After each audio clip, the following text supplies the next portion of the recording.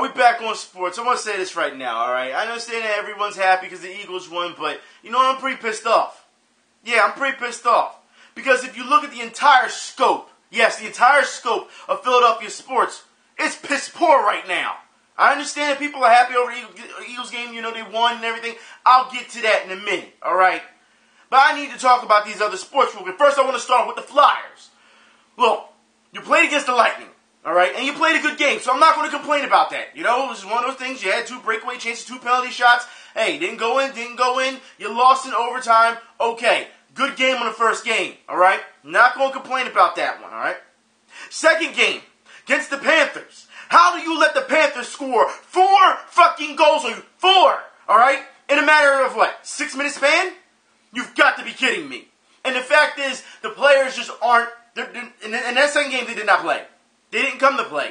Mason did a bonehead move. I've been telling you before about Mason. Anyone who watched anything I said about the Flyers over the previous couple seasons, what did I say? Mason, keep your ass from behind the net. Because you always get caught from behind the net trying to zone the puck or whatever, try to get to your teammate. And what happens? The thing always backfires, and the opponents get the puck and they score every time. And what happened? That's what you did, and you cost us a goal. That's what happened. All right? But you couldn't stop anything. Hell, you couldn't stop a beach ball that night. They had to pull you. That's right. They pulled you. It was absolutely embarrassing to watch. The one goal, I'm not even going to blame on Mason due to the fact that Schultz steps into the shooting lane, so it blocks Mason's view, right? But then he gets down on one knee trying to block the puck. No, if you're going to play defense and you're going to block a puck, don't half-ass it. Don't give me this, I'm just going to go down on one knee and that's it. No, that doesn't help any. Because then you're blocking the goaltender? You're blocking the goalie's line of sight. And then you're not going to, stop the puck yourself. So there you go. That's a recipe for disaster right there. This team does not look good. It's only been 2 games. Tonight, I believe, is the home opener against the Panthers again, who thrashed us the other night. I'm very disappointed. Very. And it seems like this is the thing that's going on with all Philadelphia teams here. They don't have an identity yet. They don't know who they are. The same thing with the fucking Sixers. Now, let me explain. Now, as you know, first game of preseason, okay? Sixers-Wizards. I'm thinking to myself, Sixers are going to end up losing by 30. Maybe they'll prove me wrong. That's what I'm thinking, right? So I'm watching this horrendous game, because that's what it is. It's fucking horrendous, all right? And guess what? 6 minutes left into the game. Guess what the score is? Down by 30. Down by 30. So like I said, what's the point, right? That's what I'm thinking. What's the point of finish watching this game? Because it's embarrassing as all hell. But here's one thing that has remained consistent, I will say, with these teams, okay? Last season, even the season before that, I would keep showing you, where the keys to the game for the Sixers, every time you see them and their opponents, they have to do this on defense and do this on offense. And every time it comes to the Sixers, it says, everything. The keys to the game, everything. You have to do everything because the Sixers are so bad. Well, first preseason game, guess what was said? You gotta be kidding me. That I'm supposed to, as a Sixers fan, I'm supposed to just sit back and be like, it's okay to keep losing. For years now, mind you, it's been a number of seasons. It's okay to keep losing. It's okay to keep tanking so that we get all these draft picks and none of them ending up being anything. Okafor looks really good, but let's be honest here. When you look at that squad, it doesn't scream potential. It doesn't scream playoffs. It doesn't scream that we're going to be competitive. Not at all. And if you want people to be in the stands and watch this team, you are crazy. It's that simple. You have to put a product out there on the floor. Like I said, stop using this money for all this entertainment and halftime show and intro and lights and all this other bullshit. You don't need it. We are in Philly. Philly ball. All right? You want the fans to come to the stadium. I've been saying it for how many seasons now? If you want the fans to come to the stadium, play well. That's it. Play hard. Play well. You lose. Someone's got to lose. But play hard, play well. And as we know, that's not happening. Now, here's the thing I will say about the Sixers. They played against the Cavaliers not too long ago. LeBron James-less Cavaliers. All right? They didn't have LeBron on the floor. And they were getting destroyed. So a lot of people was like, I'm not watching this game. A lot of people I knew, I'm not watching this game. And somehow, some way, some shape or form, the Sixers ended up coming back and beating the Cavaliers. That's right. And then the media went nuts. Oh my God, maybe the Sixers are for real. But stop. All right? The Sixers, who you saw in there, that was all their starters in that game. Okay? They didn't even have LeBron on the floor. Okay, let's be real here, all right? You got to be kidding me. And it took Grant to catch fire, because let's be honest, Grant has never been that consistent. It took Grant to catch fire in order to lead this team to a win. All right? And that was before the game, because they were still down when I was watching. Grant had 12 points. It was like, this is a season high. He's the high man on his team. He's leading us. He's leading us with 12 points? Near the end of the game? 12 points. That's the lead. That's our leading scorer. Like, you have to understand that even though you still need team ball, you still need a guy to go to. And the Sixers don't have a guy to go to, let alone a vet bench to go to. I mean, let's be honest here. We just saw what happened with Paul Pierce. Paul Pierce was in Washington. We saw what Paul Pierce did in the playoffs, all right? One-man army. But what did he do? He went to, to L.A. Now he's with the Clippers, coming off the bench. Veteran leadership. We don't have any. It's just really sad to see that, once again, this is going to be another season where the Sixers are going to be young and spry, and that's what they're already playing already. Yeah, we're young, we're youthful, we're spry. We're going to just run down the court, we're going to do this, and you're going to support us. Really? So you think that at 30-second commercial, where you keep showing old Charles Barkley clips and Julius Erving clips and Allen Iverson clips, that's going to hype us up to say, yeah, we're going to come to the stadium and watch a bunch of young guys get destroyed by 30. Your advertising is not it's just not realistic. It's not. Anybody who knows basketball, that's not realistic at all. That's them trying to sell you the hype. But when they try to sell you the hype, I always call them on, do I not? Because if you're going to try to sell the hype, then, hey, you want money, then you better work for it. And that's what it comes down to. And the Sixers still, we'll see what happens, for the rest of this, but so far, these two preseason games have been abysmal. Absolutely abysmal. Like I said, Grant, led the team last game, and he looked pretty good. But consistency is the key here. Speaking of consistency again, I do want to move on to the Eagles. And I want to say how disappointed I am before the Eagles. I want to say I'm disappointed in Philadelphia stores. Because for those who don't know what happened on Sunday, before the Eagles game, I ran into this.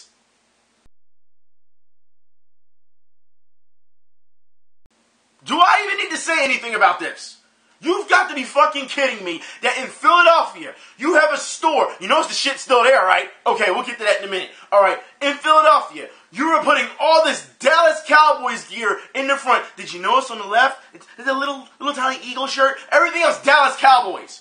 There's a reason that shit is still there. Why would you put our most hated rival on display like that and think it's going to sell? Now, granted, there's Cowboy fans here. Of course, there's Cowboy fans here.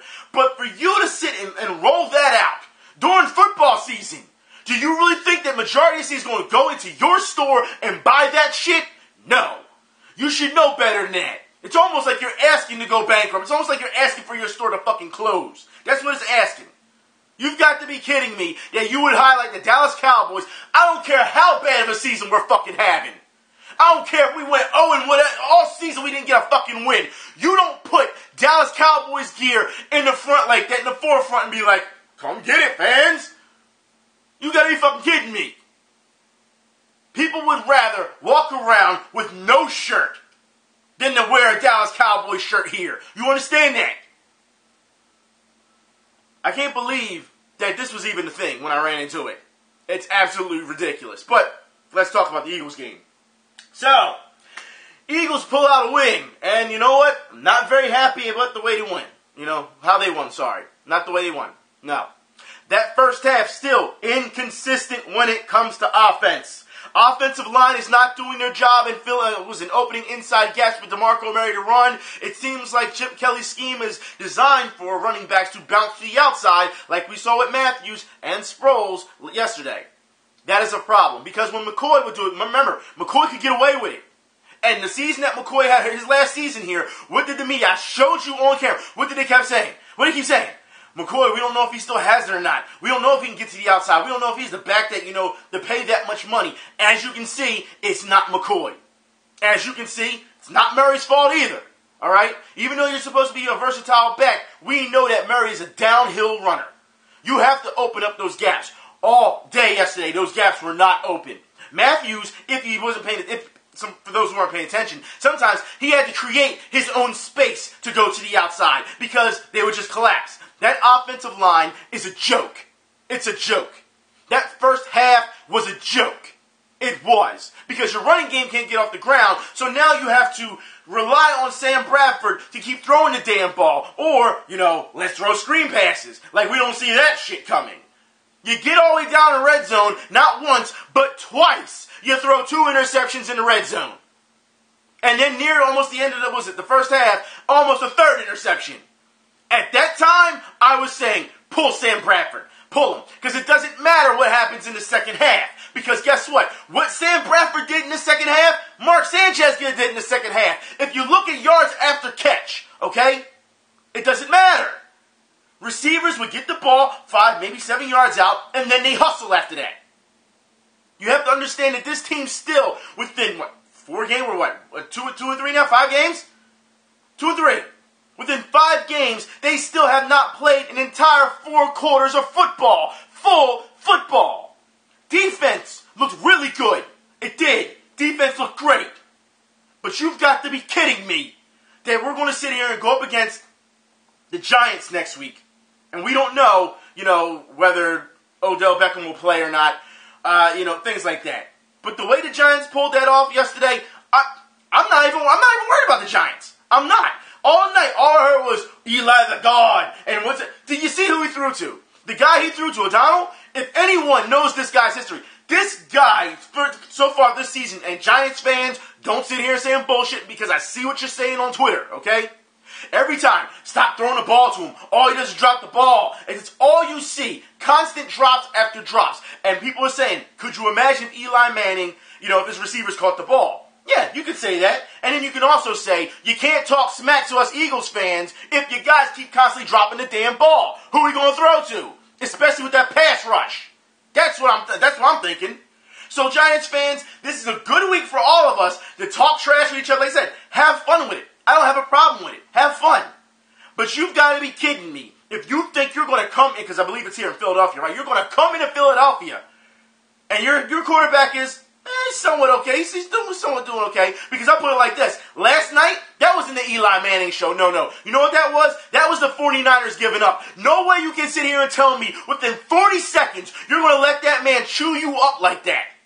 Let me throw this 5-yard pass and then watch this guy run for 15, 20 more yards. And you're not tackling. No, that's a 49ers issue. That's not a Giants issue. So you have to just call it what it is, okay? I see the Eagles beating the Giants next week. Or, I should say next week. I believe it's a Monday night game, right? So next week. I see the Eagles beating the Giants. But you've got to be kidding me that you're going to hang your hat on the way that you play. The Giants, if you have watched them all season, have been just as inconsistent as the Eagles. They have. This division, I'll put it like this. If it wasn't for those couple seconds, this entire division would be 2-3, and we would not be having this conversation. But because of the fact that the 49ers blew it last night, now we got to hear New York's, they're in the top spot, and they're looking great now. No, they're not. You came from a couple seconds away from a loss. Call it what it is, okay? So as far as I'm concerned, the Giants haven't shown anything. You better pray that Odell Beckham Jr. is healthy. That hamstring will hold up. You better pray. Because you don't have anyone else to throw to. You don't. And when that pass rush is coming, when you got Fletcher Cox coming at you, Connor Barwin and all them, yeah. I want to see how Eli, because this is what I expect from Eli. This is what he's going to do. He going to pull just like Kirk Cousins did was it against, Atlanta, was when he threw that pick 6 in overtime. Did you see the way he threw the ball? Because the rush was coming. What do you do? Because he don't want to get hit. Eli does it all the time. As far as I'm concerned, this is a non-factor for me if we're going to win or not. I expect the Eagles to win this game. I do. This division is wide open for the taking. And with Dallas, the way they play against the Patriots, what can you do? The Patriots are going to rack you up. They are. Brandon Wheaton shouldn't be your starter. As soon as they trade for Matt Castle, they should have just started Matt Castle if you ask me. I don't know why. I understand you want to give Brandon Whedon a chance, but come on. Let's be honest here. Matt Castle's your guy. I mean, that's not saying much either, but he's got more poise than Brandon Whedon does. You've got to be kidding me. This division is, right now, like I said, it's almost like the NFC South of last year. How, depending who, 9 wins can get you into the playoffs. That you'll win a division probably in 9 wins. That's how tough right now. I don't know if it's toughness or it's just piss poor play. I don't know. I don't know which one to call it yet. But you gotta be kidding me that the NFC East is playing this badly. Usually there's a clear front runner right now, 5 weeks in. Usually there is. We always know that the NFC East is tough, but you've got to be kidding me. The Eagles yesterday showed a lot of things that I did not like. And it's not the players. It was more of the play calling with Chip Kelly. Because once again, like I said, if you're going to run, you have to balance. I'm not trying to hear Sam Bradford had a great second half. He did have a great second half. But like I said, I'm going to stand by my decision and say I would have pulled him in the first and brought in Sanchez. I'm going to stand by that decision because of what I saw in the first half. It seems like this is a second half team, yes. But I am seriously, the first half, it should have been, 14 to 21 to the 3 or something like that? Like, if you take away the interceptions, and you see for what it is, this game easily, because it was 10, I believe 10-7 or something like that at the half, I believe 10-7. And what did I say on Twitter? I said that if this game stays this close, you are allowing Drew Brees to come back and kill you. You are. You're asking for it. So you have to keep piling on points. All right? And that's what you have to do. And the Eagles went out and they actually started piling on points. And you know what? I'm fine with that. That's what you're supposed to do. All right? But after a while, all right, you're in the fourth quarter, you're late in the fourth quarter, and you're up by a ton of points. Guess what? Now it's time to take your foot off the gas and get ready for New York. And that's all some fans were just like, no, they shouldn't take their foot off the gas. You don't want to burn your players out, and you don't want to risk any type of injury. You see what other teams are going through right now, right? You see that, right? Okay. I'm not taking any risk, especially if Sam Bradford is going to be our starting quarterback. Did you see him try to run yesterday? Couldn't run to save his damn life. Like I said, I am so worried about Sam Bradford being, like I said, if he's going to play bad, and they're already, if you haven't seen the comic strip, they're already showing it, the Deer in Headlights comic strip with Sam Bradford, because no one trusts Sam Bradford just yet. Nobody. But don't get me wrong, he's not the person that should be the least trusted. The least trusted should be that damn kicker. If anyone saw what happened on Twitter yesterday too, they were asking Carly Lloyd, and for those who don't know who Carly Lloyd is, she played for the U.S. women's team, national women's team, when they won. And she's like huge in the spotlight right now, Carly Lloyd, from New Jersey. And people were asking her to be the Eagles kicker. Because this guy, Sturgis, he fucking sucks. He does. I don't trust him. I see why Chip Kelly at one point. You have to understand, in the first quarter, when Chip Kelly, it is 4th and 7. 4th and 7. What was it, 4th and 6? I don't know. 4th and 6, 4th and 7, something like that. Chip Kelly goes for it. He goes for it. I'm thinking, hey, you're going to short punt it at least. Nope. Goes for it. Because he doesn't trust the kicker. Then there was another time at 4th and 9. What happened? Chip Kelly goes for it again. Because he doesn't trust the kicker. The first half, he kept the kicker out the game. Because he don't trust him. What does this tell you? There's a problem. And I understand that everyone wants Cody Parkey back, but you know what? The same people who wanted Cody Parkey back are the same people who curse out Cody Parkey when he misses a kick. At this point, it doesn't matter who's kicker. Because Eagles fans are going to be upset regardless. Because they're not being... Like I said, it's inconsistency. It is. Doesn't matter. And it seems like it's around the league. Because it happened again also. Like, I'm just so tired of seeing kickers miss kicks. You've got one job. One. That's all you gotta do is kick the fucking ball. That's all. And to think, remember, they were getting ready to get rid of kickers at one point where Goodell was thinking about it. I don't know. It's to me, he was gonna get rid of kickoffs, wasn't he? Something like that? Like, it's disgusting to see. Also in other games, when they those who saw at the games, Denver barely squeaked by Oakland, which is interesting because the Raiders actually put up a good fight. Seattle lost. You know what I mean? Like that was kind of funny to see because you're thinking Seattle, they're going to pull this out. I mean, I'll play this. For those who watch certain games and you know how they had those game breaks, they had a game break where Russell Wilson threw the ball. All right, and he was like, "This is why Russell Wilson is so dangerous." Blah blah blah. And I'm thinking to myself, the guy that he threw to he had to be 15, 20 yards downfield by himself. So anybody could have thrown that damn ball. So this is what makes him so dangerous. No, give Kearse some credit. He ran the route. No one was near him. Russell Wilson threw him the ball. Anyone could have thrown that damn thing. You could have got a third stringer to throw it to him. You know what I mean? Because he was so wide open. So it goes to show you that sometimes they just go too far with announcing. They do. And trying to hype up players. Do I think Russell Wilson's a great player? Yes, I do. I think he can get it done with his legs. He can get it done with his hands. Same thing with Cap. I thought last night Cap was going to make something happen near the end after the Giants scored, but they put so much pressure on the blitz with him. As soon as he hiked the ball and he would roll out, he would bootleg, he couldn't do anything. He didn't even have time to look downfield.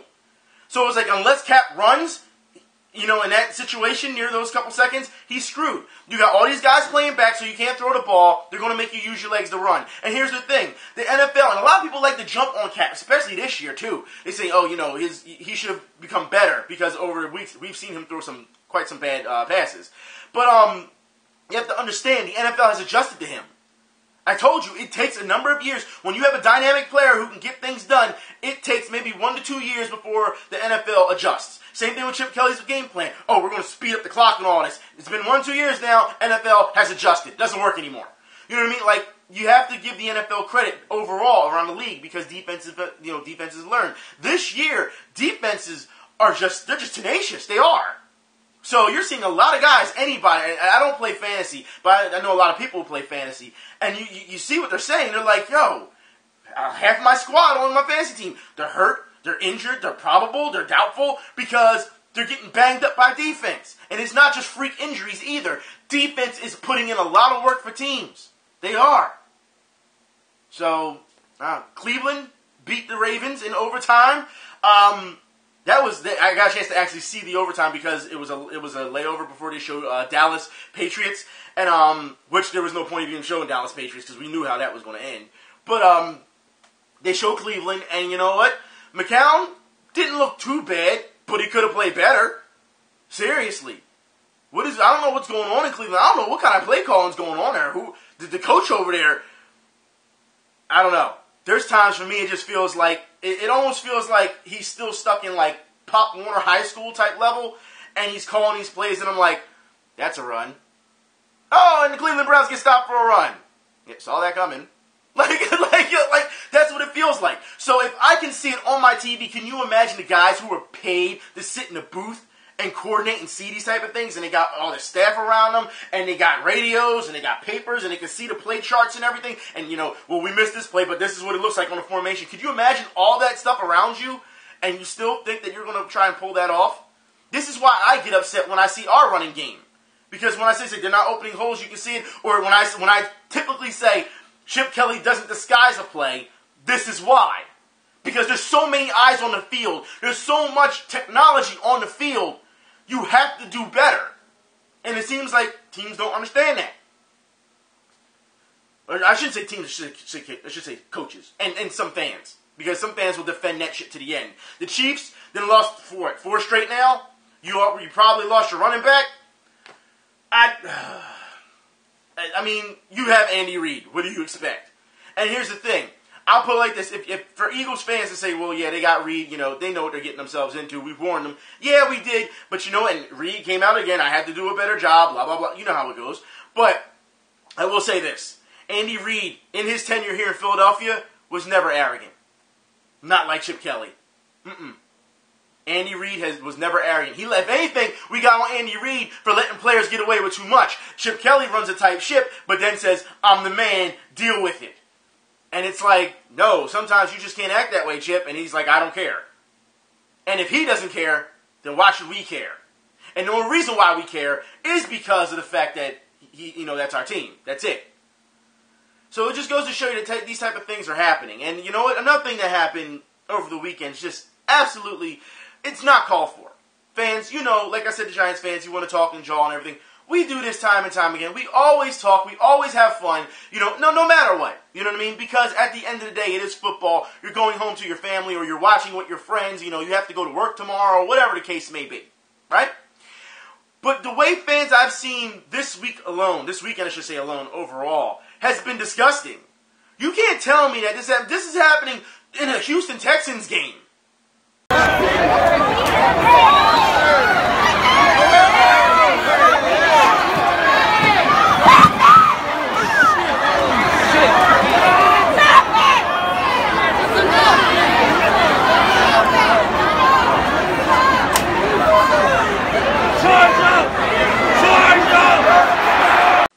grown-ass men fighting at a damn game. Look, I put it like this. I can understand sometimes there's fights at games. If someone pours a beer on you or something, or someone is just way too fucking hyped for something, you're trying to calm them down, and they put their hands on you, you do what you gotta do. I understand that, okay? What I'm going to do is also, since you can't see the fight up close, I'm going to put a link in the info bar to a different angle. So where you can see these guys up close fighting, and then they fall down the fucking steps. This is ridiculous. You know, it gets worse. Because for those that see, there was a report not too long ago, it was sent to me yesterday, actually, on Twitter last night. At the Dallas Cowboys game, the Patriots, a guy was shot in the head in the parking lot over a dispute on the game. Like, you're shooting people in the parking lot over football. Yet you want to say us Eagles fans are the worst fan base. How is this possible? This is just, it's not called for. It's not.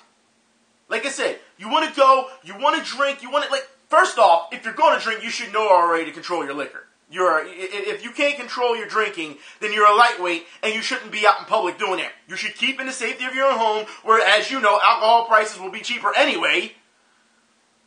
Go home, stay home, drink, get drunk, act the fool, yell at your TV, do what you want there. Fine. Don't bring that shit, you know what I mean, outside in the stadium wanting to fight because your team is better or his team is losing or whatever. Stop. Alright? And you know there's always going to be that one fucking fan that takes it too far. You know this. Whether they're cursing out kids, or they're cursing out the person you're with, or cursing out some woman they got no business doing because they're just too fucking loaded. We know this.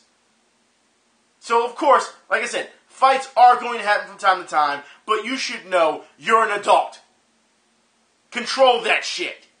It's that simple. But yet, we've been seeing this all season. 49ers fans, in the previous 2-3 seasons, constant fights in the parking lot. Constant. It's not even just football either. Alright? We saw what happened with, was it Dodgers and, Giants? San Francisco Giants. We saw what happened there. Like, I don't know what it is. But it just seems like way too many people, and we will talk about this later in the video, okay? Because like I've always said, if you really think that you're just so badass and you're so fucking tough, go make a living at it, fighting. Go do it then, if you're that fucking tough. If you think that you cannot be beat, that you are the top tier fucking man, then go make a living at it. I am so sick of seeing guys, especially when you go to a game, because you know when you want to go to a game, of course, you want to cheer on your fans, and you got your super fans who really act like fucking idiots. You know, the guys who paint themselves up and put on this dumb shit, you know what I mean? And you think to yourself, oh, he's a nice neighbor. And then come Sunday, he's the fucking road warrior, you know what I mean? Like, is that really called for? We saw this not too long ago, a couple seasons ago. We're Eagles fans. It was, what, minus 10 degrees outside? And you're all painted up, and you're waiting for the Eagles to come back from their flight because they lost. But you have your children out there, and the children are like 2-3 years old, and they're shivering, and you're like, they're going to stay out here with me because go Eagles. No, take your fucking kid home. What the fuck is wrong with you? It's cold out. You can deal with it, but your children can't. But you're going to make them sit through that shit, huh? So you can see the team bus come through. Yeah, go Eagles. We still believe in you. Do you think they really see you? Do you think that? Come on, man. Like, common sense. Just please use common sense. Speaking of common sense, players. Griffin Force Flop of the Week goes to college football. Common sense. If you're going to act like you're injured, at least have some type of contact. Don't wave on the guys on the field first and decide, I'm just going to fall on the ground afterwards. Because we know as athletes, sometimes they can get hurt and they can't make it off the field. You say, you know what? No, come on over. Matter of fact, I'm going to lay down as the sign to say, come get me because I'm injured. This guy? No. He just wants to flop.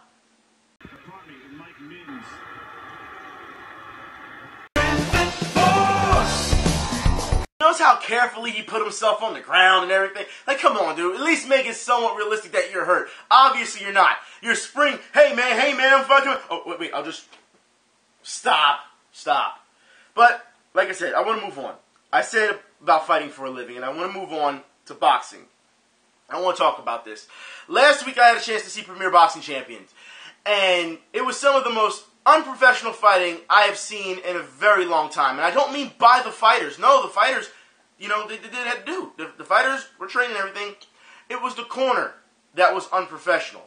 I'm going to explain this because going into this fight, this one kid, they are hyping this kid up. He's 19-0. He can't be stopped. He's the chef. I mean, literally, the guy comes out in a chef hat and coat and everything. That, like, it's like his persona.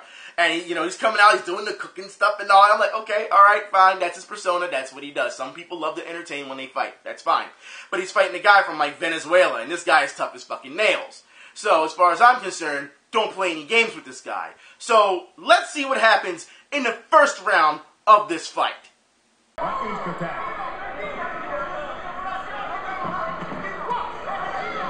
comes, that came out with that aggressive mentality. Okay. Oh, bad. Jackson's eyes are wide open. 5, 6, 7, 8. Come to me. You good? Got to hold. You're going to have to hold now. Who's Katagi told us Jackson will not last 6 rounds with me in this fight. He said his father may be the champion, but he can't help him in the ring. Held on there. He's got to be smart here.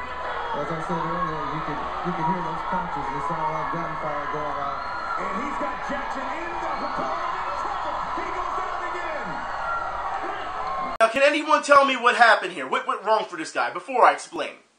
All right, anyone? All right, let me explain. All right, number one, your fighter gets knocked down twice in the first round. You throw the towel. No ifs, ands, or buts about it. This is not about moxie. This is not about manhood. This is not about grit. This is not about proving yourself. If you get knocked down twice in the first round of the fight, there's something wrong. Either you didn't plan it right, you didn't train right, there's something wrong with your boxer. There has to be a reason why a boxer is getting knocked down twice. Now, let me explain this, okay? So as a trainer in your corner, you should be like, all right, you know what? It's a wrap. Because after that, all right, you're just asking this guy to just take punishment. That's what you're asking, especially after the first knockdown. You have to understand, you get knocked down, you don't really know where you're at just yet. Unless it's like a flash knockdown, it's like, oh, all right, you rolled with it, but you fell. Fine, I'm up, I'm fine, you know what I mean? This guy clearly, as you can see, does not know where he's at, all right? Now, he tries to clinch. The clinch doesn't work. Why is he trying to clinch? Because he's trying to clear his head. So he wants to stay close and he wants to clinch. It's not working for him, okay? Guy pushes him off. Third, what happens? He's stuck in the fucking corner, which means he's not rolling out. He's not trying to get away. Why? Because his legs can't move. His legs aren't there yet because his coordination, his head is still in the clouds from getting knocked down. This is a recipe for disaster, which is why he got knocked down a second time. So, let's see what happens afterwards. Paulie, his eyes are glazed now. He's hurt bad now. You should have took the 8 count on me. He has to move and he has to hold. I don't know if he even knows where he is. You're going to have to hold him, man. This is going to be tough. You see the ref can't great view right now. He has to be smart here. He's got to move. Who's Katagi? He's looking to finish. Minute left in this fight. And Jackson grabs it. That might have bought him some time, we'll see. So you can take these real ruthless with those short little combinations, though, man. Jackson has to keep his hands up. He's counter right here. Katagi. Counter right over the top of the jab. The problem is he's trying to fight him instead of stealing and keeping his hands up, keeping it. Another left and down goes Jackson for the 3rd time. It's about That possibly could have been a slip. I didn't see a punch. Did you see a punch, Paulie? I think he's still hurt, man. That counter right hand earlier. He's definitely hurt. He's got to move, but he can't. He can't. His legs are gone. He can't move. His legs are gone. He's losing sight of him. Who's Katagi? It's a slip. Let's see if he makes it out of the round. This is going to be... 10 He cannot seconds lose left. sight of him. He has to keep his eyes on what he's doing. That's the mistake he's trying to. Stop. No. And Jackson survives the first round after going down 3 times. As you can see, constantly falling, doesn't know where he's at. His legs are just shot. All right? Even when he's not knocked down, because remember, there's a 3rd knockdown. I know some people are probably going to say, well, it's 3 knockdowns. It's a TKO. In this fight, there was no 3 knockdown rule. So it's not a TKO. Technically, that would have been a TKO. Okay? But you have to also understand, this guy, even when he's trying to clinch, he's falling all over the place. He is done. He doesn't know where he's at. And for his corner to sit there and let him take that type of punishment is absolutely ridiculous. Not to mention that the ref is watching this guy he's falling all over the damn place because he can't keep up, and you're not stopping this fight either.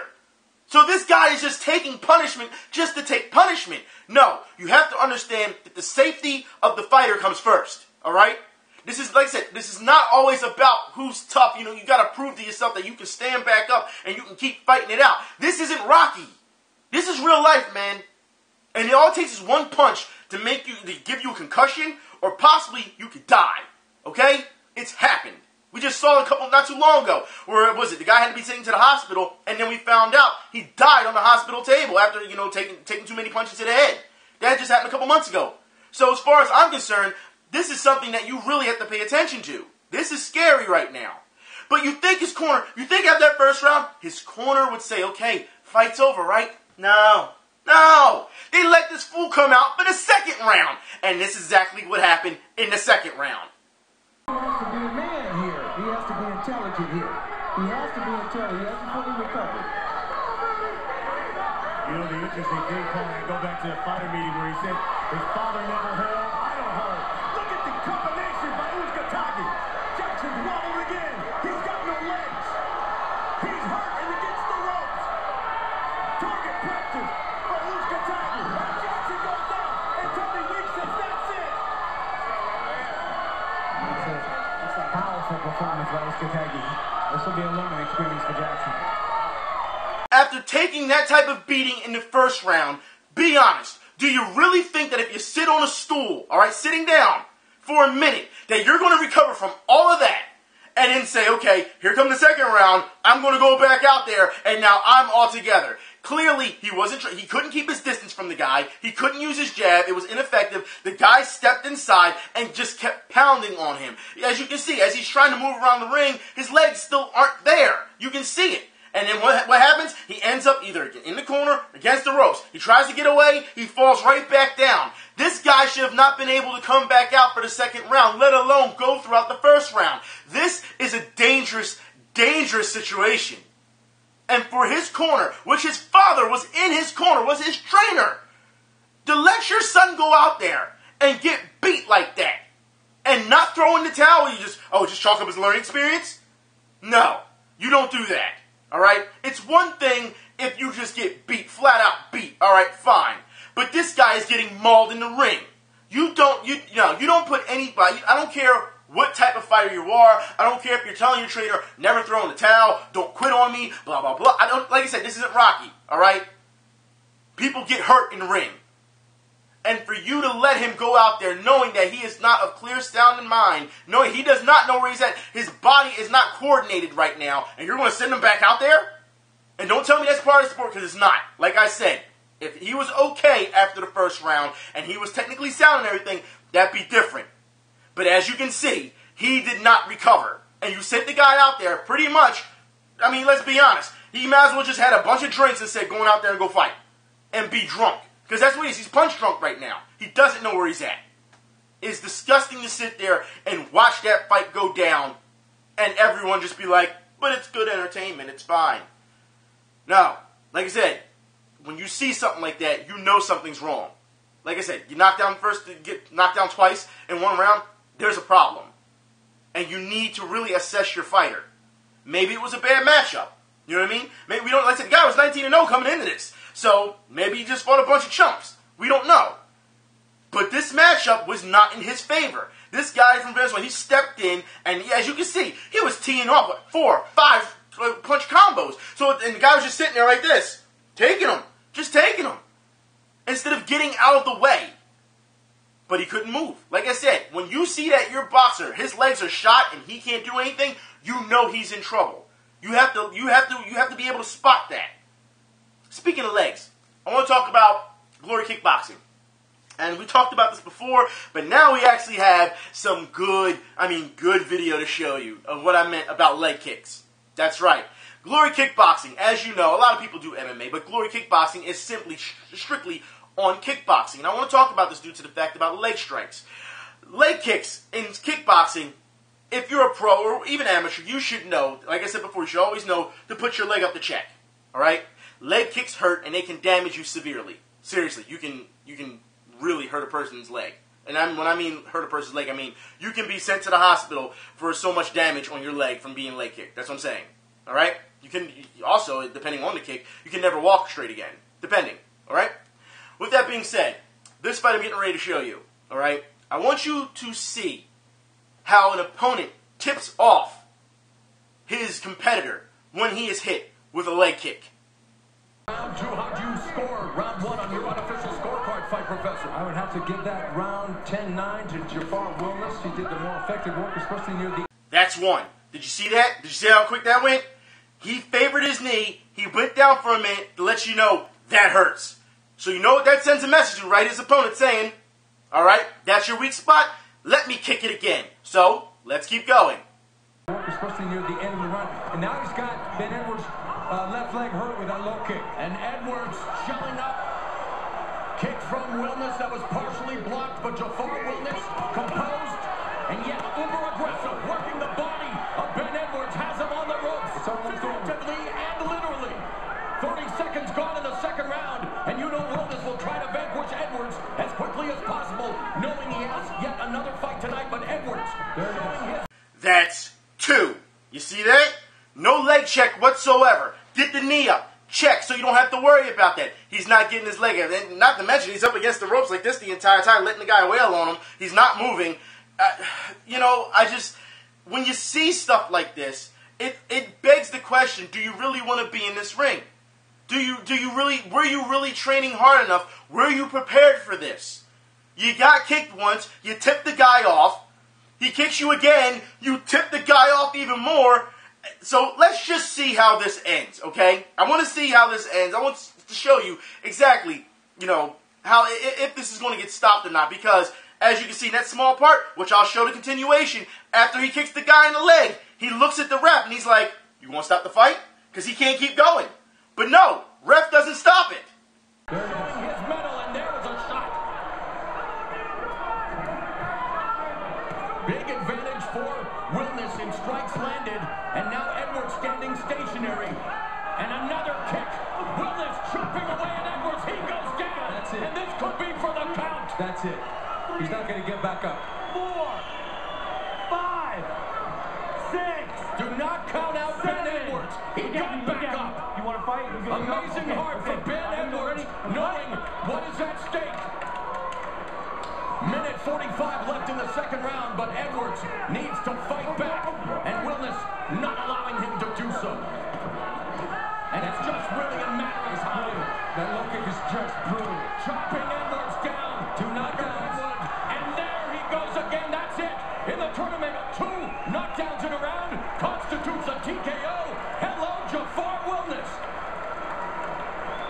If you notice, he checked the kick on the opposite side that his leg was hurting. But every time he got kicked in that leg, he just kept going down. Now, when he went down the first time, I thought to myself, just like the announcer said, he's done.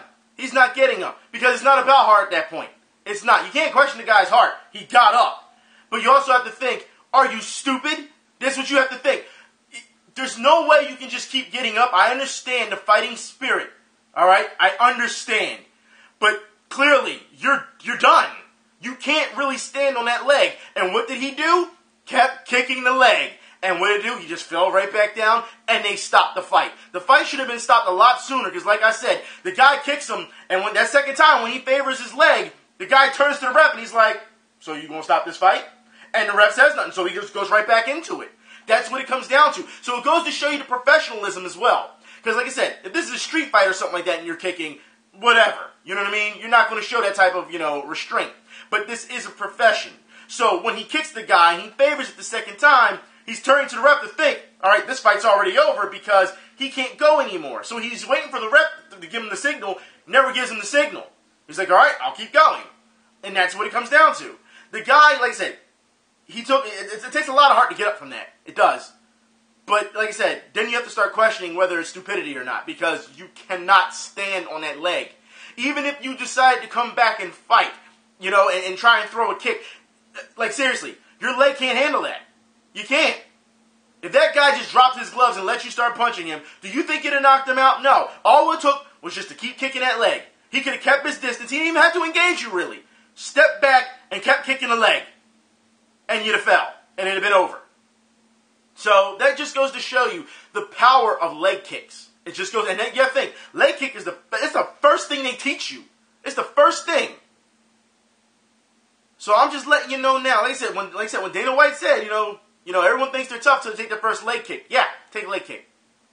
Then tell me how you feel afterwards. And these are professionals, so it's not like they're going half speed or they're slowing it down. No, they're going 100%. So imagine taking, a really hard leg kick. I don't know, some of you probably couldn't imagine that unless you have taken one before. But it just goes to show you the dangers of leg kicks, the dangers of an opponent being punch drunk.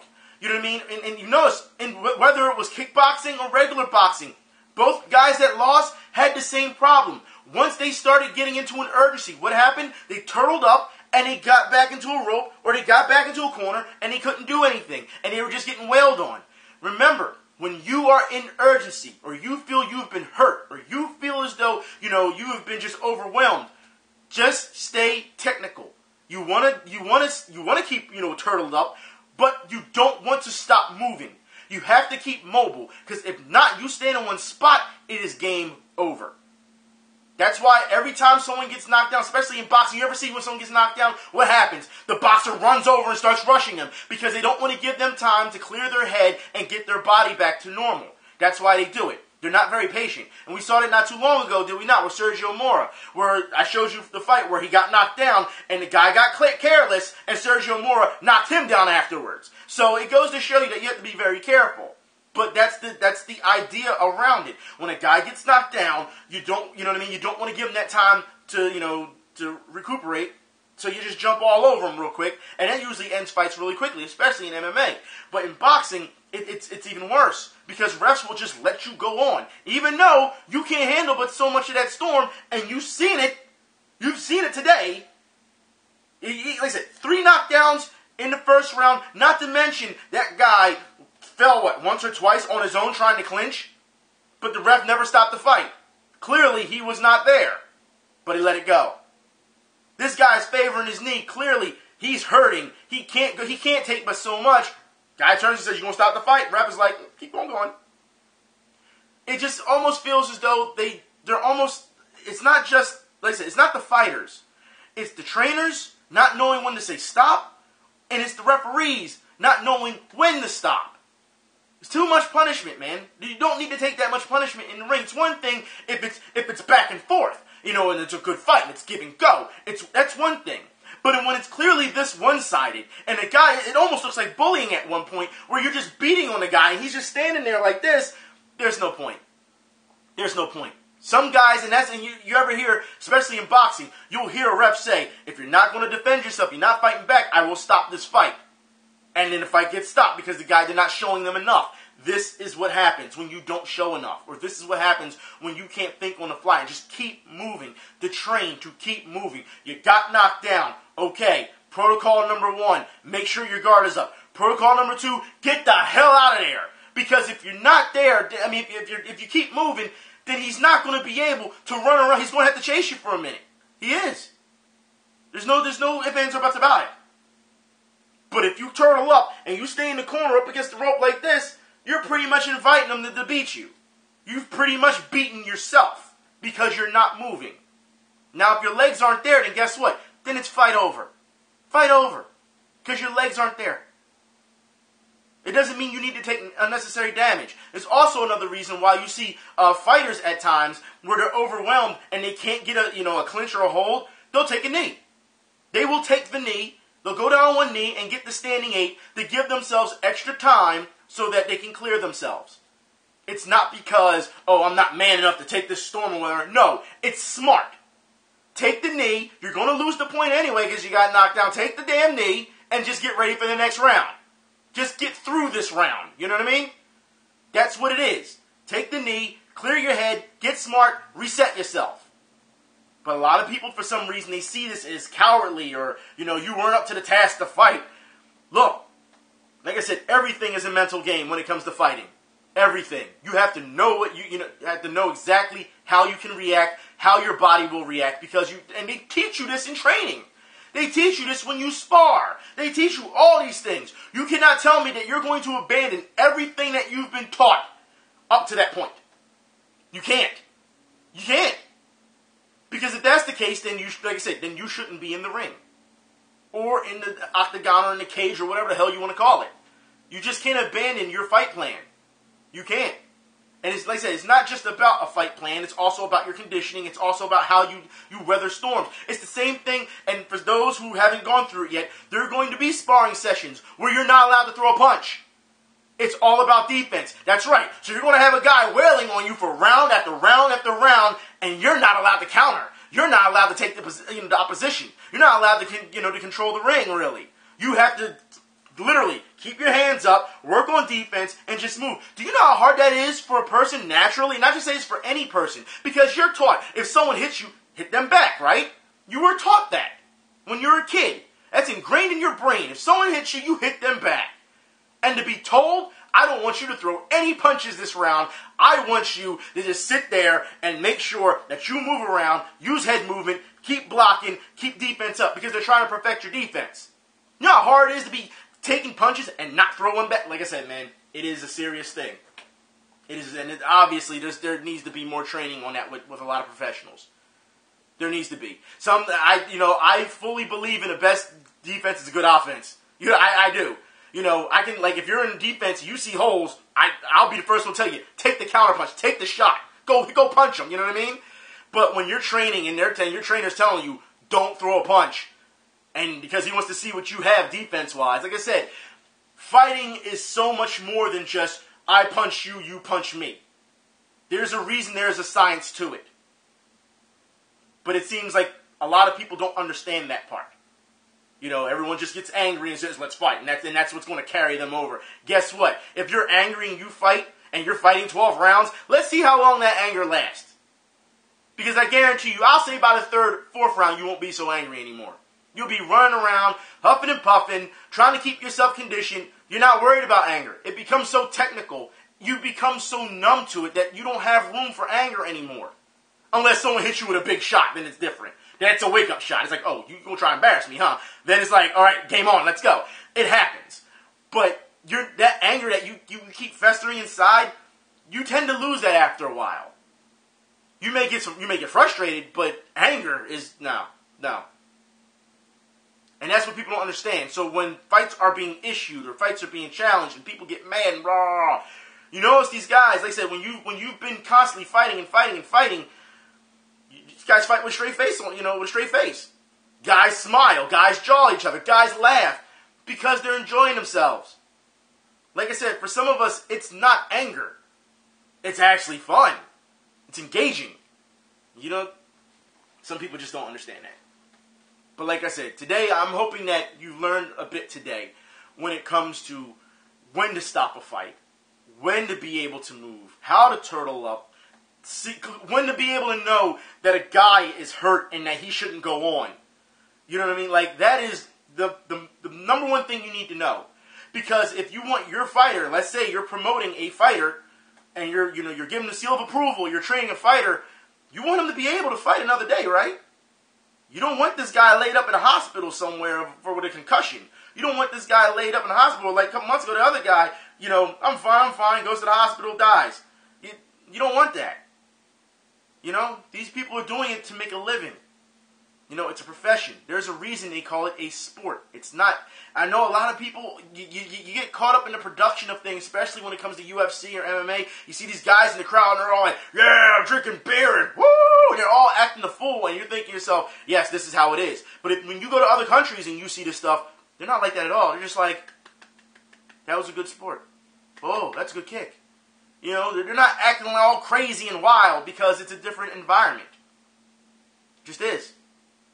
UFC, it seems that is starting to carry over. Where it's like, I'll put it like this. Go watch an actual point fight match. And I mean this like if you go to a martial arts match where it's karate or Shotokan or whatever. Go to an actual point fight match where that one kick, point. You get that point, they reset. They start again. As opposed to watching UFC where it's like, okay, fight, and they just go right at it, and they're wrestling, and they're trying to do holds. It's completely different. If you watch an actual jiu-jitsu match, or a judo match, point match. It's completely different, you know, where they're on mats. It's completely different as opposed to watching a mixed martial arts match.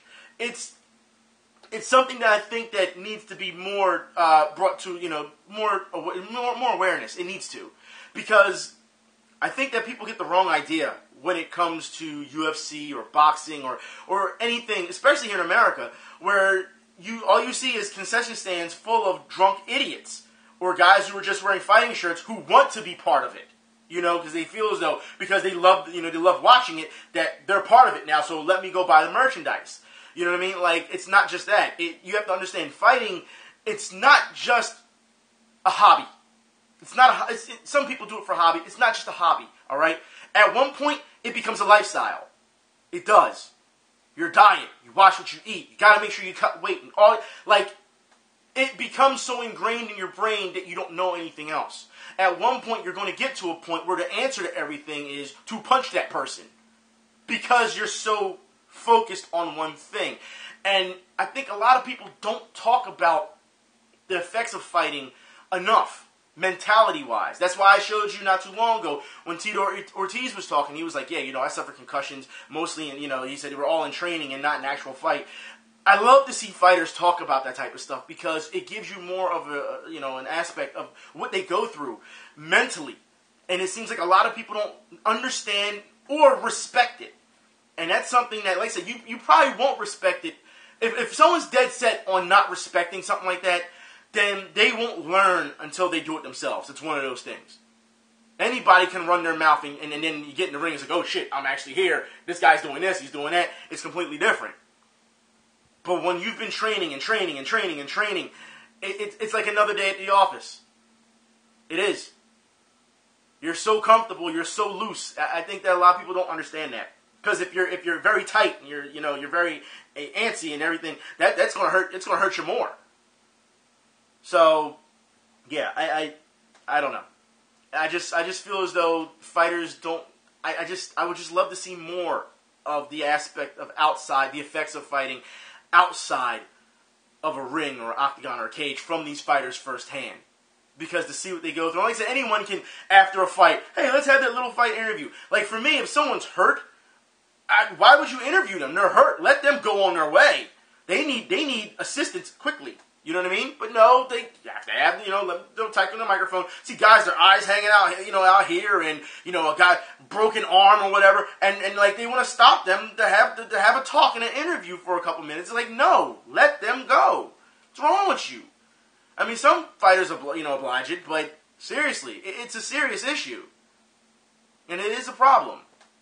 Granted, these guys get paid to do it, and girls, they get paid to do it, but you have to look out for the welfare of them. You think they're training X amount of weeks, months for one big fight just for them to get their ass whipped like this? No. We also see fighters who take short fights. They'll get that call that week and be like, oh, I'm fighting. You know what I mean? Because some guy got hurt or got sick or whatever, so they got to fill in. So they're going to fight an opponent. They don't know who it is in a week. So guess what? That means you had to be training just in general to stay in shape just to do something like that. And if not, then you're screwed. So it just goes to show you that it is a lifestyle. It is. Anyways, I hope y'all enjoyed this video. I really hope that you learned something today. So I'll talk to y'all later. Y'all be safe. I'm out.